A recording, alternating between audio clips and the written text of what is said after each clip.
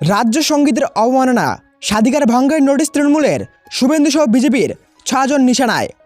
বিধানসভা বাজেট অধিবেশনে রাজ্য সঙ্গীতের অবমাননার অভিযোগে বিজেপির 6 জন বিধায়কের বিরুদ্ধে স্বাধিকার ভঙ্গের প্রস্তাব আনল শাসক তৃণমূল শিবির। বৃহস্পতিবারের ঘটনার জেরে শুক্রবার শুভেন্দু অধিকারী, অগ্নিমিত্রা পাল, মিহির গোস্বামী, শিখা চট্টোপাধ্যায়, বঙ্কিম ঘোষ এবং তাপসী মণ্ডলের বিরুদ্ধে রাজ্য সঙ্গীতের অবমাননা, বাধাদান ও অধিবেশনে গোলমালের অভিযোগে স্বাধিকার ভঙ্গের অভিযোগ আনা হয়েছে।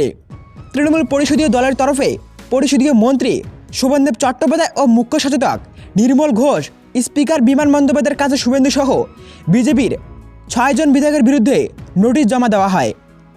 স্পিকার নোটিশটি গ্রহণ করে বিধানসভায় পরে শোনায়। সেই সঙ্গে তার ঘোষণা, এই বিষয়ে প্রয়োজনীয় পদক্ষেপ করা হবে। বিরোধী দলনেতা শুভেন্দু এই প্রসঙ্গে বলেন, আমার বিরুদ্ধে এই নিয়ে মোট 6 বার স্বাধিকার ভঙ্গের অভিযোগ আনা হলো। ওদের ওইসব পদক্ষেপে আমরা তোয়াক্কা করি না। মানুষের কথা বলতে এসেছি, মানুষের কথা বলে যাব।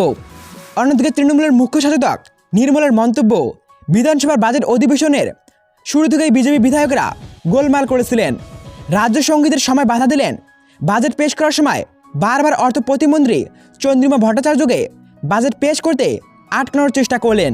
তাই এইসব ঘটনার বিরুদ্ধে প্রতিবাদ জানিয়ে আমরা স্বাধিকার ভঙ্গের প্রস্তাব জমা দিয়েছি। প্রসঙ্গত, বৃহস্পতিবার বাজেট পেশের আগে বাংলার রাজ্য সঙ্গীত, বাংলার মাটি, বাংলার জল বাঁচাতে বলেন বিধানসভার স্পিকার বিমান। সেই মতো গান বাজতে শুরু করে, কিন্তু সঙ্গে সঙ্গেই জাতীয় সঙ্গীত জনগণমন অধিনায়ক গাইতে শুরু করেন বিজেপি বিধায়করা। গলা মিলিয়ে নেতৃত্ব দেন বিরোধী দলনেতা শুভেন্দু। রবীন্দ্রনাথ ঠাকুরের 2 গান নিয়ে 2 শিবিরে লড়াই বাঁধে।